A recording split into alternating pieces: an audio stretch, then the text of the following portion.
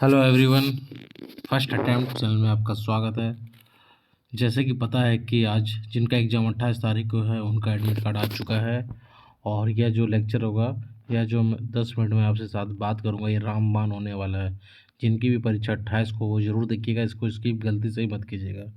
इसमें मैं बहुत कुछ बताने वाला है कि लास्ट 6 दिन में आपकी क्या रणनीति होनी चाहिए और किन चीज़ पर फोकस होना चाहिए, अपने माइंड को कैसे स्टेबल रखना है, सब चीज़ पर मैं बात करूँगा। इसलिए पूरा इसे अंत तक ज़रूर देखिएगा और सही लगे तो सब्सक्राइब ज़रूर कीजिएगा। तो मैं अंतिम 6 दिन है जो काफ़ी इम्पोर्टेंट है, मैं उसमें आपको बात करूँगा कि आपकी रणनीति क्या होनी चाहिए। तो सबसे पहली बात है, मैं मान के चलता हूँ कि आपका रीजनल पेपर होगा खोट्ठा, ठीक है। अगर आपका नागपुरी है, कुछ इंग्लिश है, हिंदी है, कुछ भी है तो वो उसको यहाँ मान के चलिए, ठीक है। मैं मानता हूँ खोट्ठा, ठीक है। मान रहा हूँ कि इसमें 100 क्वेश्चन 100 सवाल आपके आने हैं, ठीक है। तो टोटल आपके मेरिट जो बनेगा 250 सवाल में बनेगा, सबको पता है। तो 100 सवाल तो इसी में आएंगे। तो जब 100 सवाल खोटा में आ रहे हैं तो इसमें पता है कि जो रीजनल पेपर है तो इसमें स्कोर करना आसान है और सबका अच्छे अच्छे स्कोर आ रहे हैं। आपको भी टेस्ट मारेंगे जिनका एक तैयारी एक लेवल तक, तो यहाँ सवाल गलत करने का गुंजाइश कम है। तो आप बहुत यहाँ बेहतर कर सकते हैं। तो जहाँ आपको 250 में 100 क्वेश्चन खोटा से ही आ रहा है तो इसको कम से कम पर डे अभी भी मैं मान के चल रहा हूँ कि 2 से 3 बार सबका रिवाइज हो चुका होगा जो भी सीरियस स्टूडेंट होंगे। तो ढाई कम से कम मेरे ख्याल से खोटा को आप 3 घंटा पर डे देना है आपको।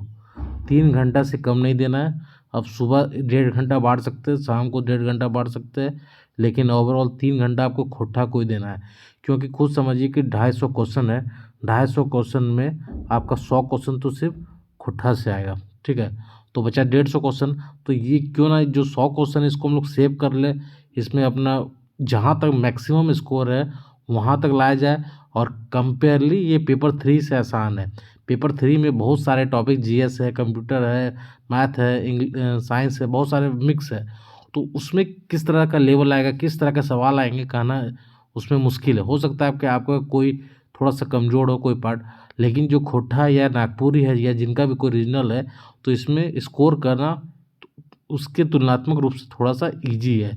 तो इसको बहुत बेहतर तरीके से तैयार करना है। अगर जो रिजल्ट आपको चाहिए तो मैं जितना देर अभी 10 मिनट आपके साथ बात करूंगा इसको बहुत ध्यान से सुनिएगा और ये बहुत कारगर सिद्ध होने वाला है। 1 सप्ताह इसको अप्लाई करके देख लीजिएगा, आपका रिजल्ट 100% होगा अगर आपने सही से तैयारी किया तो। और नए हैं तो सब्सक्राइब जरूर कर लीजिए और टेलीग्राम में नहीं जुड़े तो वहाँ से भी आप जुड़ सकते हैं। तो हम लोग बात करें तो खोटा का, ठीक है। तो खोटा का बहुत मैं प्रैक्टिकल बात करूँगा, एकदम जो सटीक है वही बात करूँगा, कोई हवा हवाई बात नहीं करूँगा। जो खोटा में है आपको 100 सवाल, तो यहाँ में आपको मैक्सिमम करना है। मैक्सिमम कैसे करना है, तो कैसे क्या पढ़ना है, तो आपने जो भी खोटा के लिए पढ़ चुका है अभी तक, ठीक है। खोटा के लिए आपने जो अगर आपने टेस्ट लगाया है तो उस टेस्ट को रिवाइज करना है। क्या अभी पूछिएगा कि मुझे और टेस्ट लगाना चाहिए तो कहेंगे रुक जाना, अब नया चीज़ मत लगाना। इसलिए क्योंकि अगर आप नया टेस्ट लगाने के जाते तो अगर 100 सवाल लाते तो लगाते तो कम से कम 1-1.5 घंटा लगेगा। फिर उसको रिवाइज करना होगा, उसमें देखना होगा क्या गलती है क्या नहीं गलती है।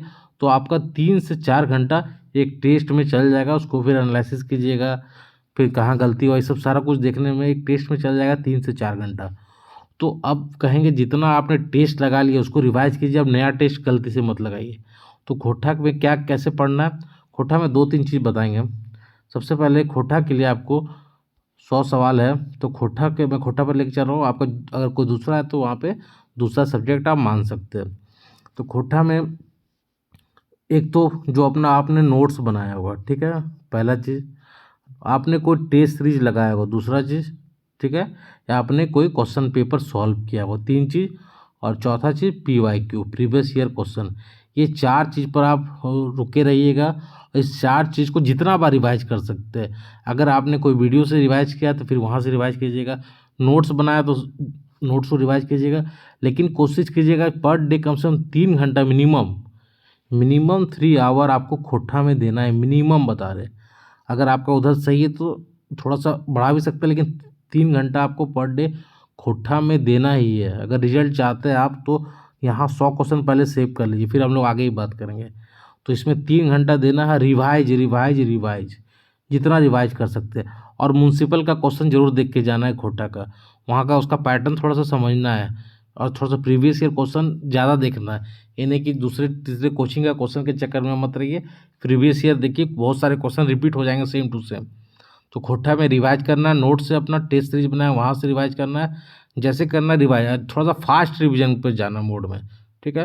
जितना फास्ट रिवाइज कर सकते हैं 3 घंटा में मैक्सिमम कोशिश करना है कि आपको शॉर्ट नोट्स, अब लॉन्ग नोट्स के पीछे मत जाइए कि एक कहानी में अब 2 घंटा लगा दी, वो समय नहीं है अब। जितना फास्ट रिवाइज कर सकते हैं और कोशिश करना है कि 6 दिन में कम से कम 2 बार फिर से आपको खोटा का सिलेबस कंप्लीट कर लेना है। तो ये जो बात हुआ ये खोटा को लेकर हुआ, ठीक है। अगर आपका कोई दूसरा पेपर है तो फिर वो। अब आगे बात करते हैं हम लोग पेपर 3, ठीक है, जहाँ 150 सवाल आएंगे, 150। इसको कैसे ले? तो इसमें सबसे पहले झारखंड का पता है वेटेज भी ज़्यादा है, तो झारखंड में आपको कम से कम 2 घंटा देना है, पर डे 2 घंटा। यहाँ जितना सवाल है यहाँ सारे आपको सही करना है, यहाँ 2-4 छोड़कर यहाँ तो 2 घंटा आपको पर डे टाइम देना, मतलब 3+2 ये 5 घंटा है ना। अब झारखंड और रीजनल के लिए फिक्स रख लीजिए। मैं जो बता रहा हूँ बहुत सोच समझ के बता रहा हूँ और काफ़ी आपको हेल्प होने वाला है जो मैं बता रहा हूँ। मैं बताऊँगा कि नंबर कैसे लाना है एग्ज़ाम में। तो जो झारखंड पेपर है वहाँ से आप नंबर बहुत बेहतर तरीके से ला सकते हैं, इसको ध्यान में रखना है, ठीक है। तो झारखंड को 2 घंटा में जितना फास्ट रिवाइज कर सकते हैं, मैं झारखंड का मैं भी बहुत सारे वीडियो डाल चुका हूँ, वहाँ से भी रिवाइज कर सकते हैं, या आपने किसी और का देखा है तो उसको रिवाइज कर लीजिए, आपने नोट्स बनाया तो नोट्स को पढ़ लीजिए। लेकिन कैसे भी ये फास्ट रिवीजन मोड में जाना है। अब ये नहीं कि आप एक चैप्टर में 2 घंटे लगा दिए, तो वो गलती मन नहीं करना है। जितना फास्ट और जितना ज़्यादा रिविजन कर सकते हैं वो ज़्यादा इंपॉर्टेंट। तो झारखंड को कोशिश करना है कि 2 से 3 बार, 2 बार फिर से आप रिवाइज कर लीजिए, ठीक है। और प्रीवियस ईयर क्वेश्चन झारखंड का पूरा देख के जाना है आपको, जो भी सीजीएल में भी एग्जाम हुआ, जो भी एसएससी द्वारा पूछा गया वो ध्यान में रखना है। तो झारखंड का हो गया। अब हम लोग बात करते हैं कंप्यूटर का, ठीक है। कंप्यूटर का बात करते हैं। कंप्यूटर में जो टॉपिक सिलेबस में मेंशन है सबसे पहले उसको करना है और 1 घंटा पर डे देना है। जैसे आपने बहुत बार पढ़ लिया सॉफ्टवेयर तो उसको 10 मिनट में रिवाइज कर लेना। सिर्फ आँख, अगर आपने 2 से 3 बार पढ़ा है ना, तो आँख से अगर आपसे पास हो गया फिर वो सवाल गलती नहीं होगा। तो 1 घंटा में जितना जल्दी रिवाइज कर सकते हैं, 1 घंटा कंप्यूटर को डेली देना है, क्योंकि वहाँ से भी सवाल आएंगे। तो 1 घंटा मेरे ख्याल से कंप्यूटर में डेली देना है आपको। तो कितना घंटा अभी तक हो गया हम लोग, कितना घंटा की बात कर लिया, 3, 2 + 1, तो 6 घंटा अभी तक हम लोग का हो गया, ठीक है। तो हम लोग 150 क्वेश्चन की और देख रहे पेपर 3। तो अब क्या बचा? अब मैथ बचा, मैथ और रीजनिंग, ठीक है। अब मैथ रीजनिंग बहुत बड़ा टेंशन है, और जिन लोगों का मैथ बैकग्राउंड नहीं है तो उनको क्या करना है, तो मैं ये कहूँगा कि मैथ रीजनिंग में आप कम से कम 2-2.5 घंटा टाइम देना है, 2.5 घंटा कम से कम मान के चलते दोनों मिला के। अब मैथ रीजनिंग में अब चैप्टर वाइज पढ़ने का टाइम नहीं है। मैथ रीजनिंग में उसको देखिए जहाँ थोड़ा सा आपको लग रहा है कि इसको देखने से अब लग रहा है कि प्रॉफिट लॉस का टॉपिक है, ठीक है। अब लग रहा है कि प्रॉफिट लॉस तो ऐसे ही बन जाएगा, इसमें देखने की जरूरत नहीं, परसेंटेज का टॉपिक है तो लगता है कि बन जाएगा, तो उसका सिर्फ फार्मूला देख लीजिए। मैथ्स में फार्मूला पर थोड़ा सा आप चल जाइए, अब चैप्टर वाइज क्वेश्चन देखने की जरूरत नहीं है, थोड़ा सा फार्मूला देख लीजिए। कुछ एडवांस मैथ का कोई टॉपिक है तो उसका फार्मूला देख लीजिए और मैथ को इसी तरह से कंप्लीट कीजिए, चैप्टर वाइज मत बनाइए। रीजनिंग में कुछ अगर रिवीजन करना है तो फास्ट मोड में आधा 1 घंटा डेली मिला के, तो 2.5 घंटा आपको मैथ और रीजनिंग में देना है। इसमें ये ध्यान में रखना है कि मैथ्स और रीजनिंग में चैप्टर वाइज सवाल बनाने के पीछे नहीं जाना है। देख लीजिए कि ऊपर ऊपर नज़र से पार होना चाहिए।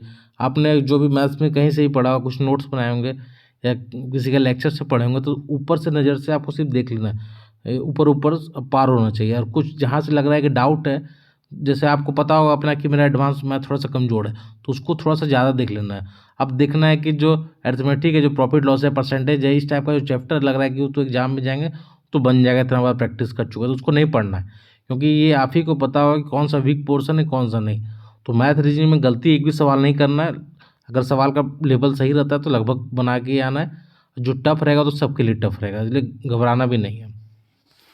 तो मैथ रीजनिंग में उस टाइप से पढ़ना है, जैसे रीजनिंग पढ़ा ब्लड रिलेशन, तो पता है ब्लड रिलेशन इतना बार बना चुके हैं तो एग्जाम में बन ही जाएगा, तो उसके लिए दिमाग नहीं लगाना है। कुछ ऐसा रीजनिंग में चैप्टर जो थोड़ा सा लग रहा है कि नहीं देख लेते एक बार, तो उसको देख लेना है।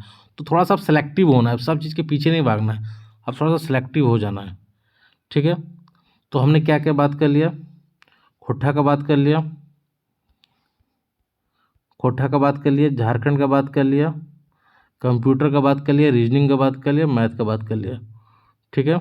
1 2 3 4 5, क्या बचा, एक साइंस बचा, साइंस का बात करते हो, ठीक है। तो साइंस में कैसे पढ़ना है, साइंस का मैं 2 से 3 बार दिया हूँ और जीएस बचा। तो साइंस का पहले बात करते हैं। साइंस में पता है 20 सवाल आएंगे, तो साइंस कैसे पढ़ना है। साइंस का सबसे इम्पोर्टेंट चीज़ है, अब सब चैप्टर नहीं पढ़ना, मैं कुछ साइंस का सिलेक्टेड चैप्टर बताया हूँ, ठीक है। जैसे सेल बताया हूँ, लाइट बताया हूँ, साउंड बताया हूँ, केमिकल फार्मूला बताया हूँ, और भी बहुत सारा बताया हूँ। तो साइंस में अब सब चैप्टर के पीछे नहीं जाना है, सिलेक्टेड चैप्टर को पढ़ना है, जो मैं लिस्ट बताया हूँ। अगर आपने नहीं देखा तो आपको वीडियो पड़ा होगा, उस यूट्यूब में जाके आप देख सकते हैं कि उस सिलेक्टेड चैप्टर लूसेंट से अभी भी देख लेना, अभी भी काफ़ी समय है, और 1-1.5 घंटा इसमें भी टाइम देना है आपको, ठीक है। 1 घंटा काफ़ी है, 1 घंटा अगर आपने 1 से 1.5 घंटा अभी भी टाइम दे रहे तो आपका समय बैलेंस हो जाएगा। 1 से 1.5 घंटा से ज़्यादा समय आपको नहीं देना है, ठीक है। तो ये साइंस क्या हुआ, तो साइंस का वो जरूर कीजिएगा जो मैं चैप्टर बताया हूँ साइंस का, उसको जरूर पढ़ के जाएगा, उससे काफ़ी क्वेश्चन लड़ेगा। प्रीवियस ईयर क्वेश्चन जरूर देख लीजिएगा, आपको काफ़ी सवाल रिपीट होगा PYQ, इधर उधर टेस्ट के चक्कर में मत पड़ेगा। अभी बता रहे हैं आपकी जो प्रीवियस ईयर क्वेश्चन है उसका जरूर देख लीजिएगा। बचा जीएस, जीएस के लिए मैं भी एक इंपॉर्टेंट टॉपिक बताया हूँ। जीएस के लिए सबसे सटीक रणनीति फिर से बता दे रहा हूँ, जो टॉपिक सिलेबस में मेंशन है डायरेक्ट, जैसे मुद्रा, ठीक है, राजधानी, ठीक है, पंचायती राज, पंचवर्षीय योजना, एक एक टॉपिक्स को सब जो टॉपिक सवाल लिखा हुआ है उसको सिंपल सा आपको बता रहे कि कैसे जीएस में बेहतर नंबर लाया जा सकता है। बहुत बढ़िया रणनीति है। जो टॉपिक सिलेबस में मेंशन है उसको सबसे पहले क्लियर कर लीजिए। आपका जो टॉपिक अगर मेंशन डायरेक्ट सवाल तो वहीं से कन्फर्म आएंगे, जैसे पंचायती राज, कन्फर्म सवाल आना है पंचायती राज से, तो वो नंबर को आपको लॉस नहीं करना है। तो जीएस में ज़्यादा पूरा किताब के पीछे नहीं भागना है, ये सिंपल सा ध्यान रखना है कि जो टॉपिक सिलेबस में मेंशन है उसको देख लेना है सबसे पहले। जैसे लिखा हुआ स्वतंत्रता संघर्ष, तो पतला सा गाइड अगर लुसेंट भी पढ़े तो वहाँ से भी आपका ये कवर हो जाएगा। तो इस टाइप का टॉपिक कर लेना है, पूरा पॉलिटिव के पीछे नहीं भागना है, कुछ इंपॉर्टेंट टॉपिक कर लेना है। कुछ बहुत सारा टॉपिक मैं भी कराया हूँ और भी करा दूंगा अभी जल्दी जल्दी, बहुत सारा टॉपिक अभी आएगा। पर्यावरण का कुछ वीडियो मैं बनाया हूँ, तो जैसे पर्यावरण टॉपिक बहुत बहुत बड़ा टॉपिक है, बहुत कुछ आ सकता है। जैसे समिट से इंपॉर्टेंट है कि सवाल पूछ दिया जा सकता है आपसे, तो इस तरह चीज़ों को देख लेना है ना। एक्ट, कौन कौन एक्ट से संबंध है, पर्यावरण से सब पूछा जा सकता है, तो इस टाइप से वीडियो जरूर देख लेना है आपको। तो आपको कम से कम मिला जुला के मान के चलिए 12 घंटा पढ़ने का हैबिट डालना चाहिए, और 12 घंटा मिनिमम 12 घंटा पढ़ना ही चाहिए, मतलब 12 घंटा तो होना ही चाहिए एटलीस्ट। अब तो 5 घंटा आपको 3 और 2 घंटा, 3 घंटा याद रखना है खोटा, 2 घंटा झारखंड, 5 घंटा इधर होना चाहिए। बाकी 7 घंटा में आप टाइम डिवाइड कीजिएगा अपने अनुसार जो आपका मजबूत है। 7 घंटा में आपका लगभग 5 चीज़ पढ़ना होगा, ठीक है। एक एक करके, और बाकी का 3 कर सकते हैं, एक एक और 2 कर सकते हैं, इस टाइप से आप बांट सकते हैं टाइम। अगला 7 चीज़ का आपको 5 चीज़ पढ़ना है, 1 2 3 4 5 चीज़ पढ़ना है, और 7 घंटा है आपके पास। तो इस तरह से आप टाइम बांटिएगा। लेकिन वो जो 5 घंटा है ना, वो जो 3 घंटा खोटा और 2 घंटा जीएस झारखंड, वहाँ पे आप समय को कम नहीं कीजिएगा, वो समय फिक्स रहेगा 5 घंटे से टाइम कम मत कीजिएगा, डायरेक्ट नंबर आएगा।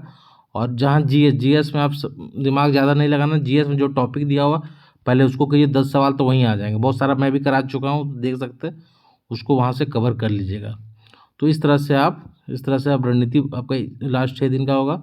दूसरी बात नेगेटिव मार्किंग का, नेगेटिव का क्या है, तो ये चीज़ ध्यान में रखना है कि नेगेटिव अटैम्प्ट कितना लेना है। अगर जो सवाल आप एकदम नहीं जान रहे, ब्लैंक है दिमाग, उसमें आप नेगेटिव नहीं लेना है। जो सवाल 50-50 डाउट है उसमें अटैम्प्ट ले लेना है, मेरे ख्याल से उसमें अटैम्प्ट ले लेना चाहिए। तो इस तरह से आपका रणनीति होना चाहिए। 5 घंटा इधर होना चाहिए खोटा और झारखंड, क्योंकि नंबर आएंगे। साइंस में सिलेक्टिव टॉपिक कीजिए, फिर से मैं बता रहा हूँ। जीएस में क्या करना है, जीएस में जो टॉपिक सिलेबस में मेंशन है सबसे पहले उसको कीजिए, और मैथ रीजनिंग में सिलेक्टिव पढ़िए, जहाँ डाउट है उसी को देखिए। और जो चैप्टर आपको पता है आँख मूंद के भी जाएंगे सवाल तो बन जाएगा, तो उसको देखने की जरूरत अब नहीं है। और सबसे बड़ी बात है कि जितना फास्ट रिवाइज कर सकते हो उतना फास्ट रिवाइज कीजिए। अगर यूट्यूब से वीडियो का सहारा लेना पड़ता है तो उसको भी सुन लीजिए, स्किप करके आगे बढ़ के, लेकिन सुन लीजिए पूरा। अभी मैं 6 दिन में कोशिश करूँगा बहुत सारे वीडियो अपलोड करने का, तो उसको जरूर देख लीजिएगा। और चैनल में नए अच्छा लगा तो सब्सक्राइब जरूर कर लीजिएगा, ताकि मुझे भी पता चले, लोग फॉलो करें तो और भी मैं वीडियो बनाता रहूँगा। धन्यवाद।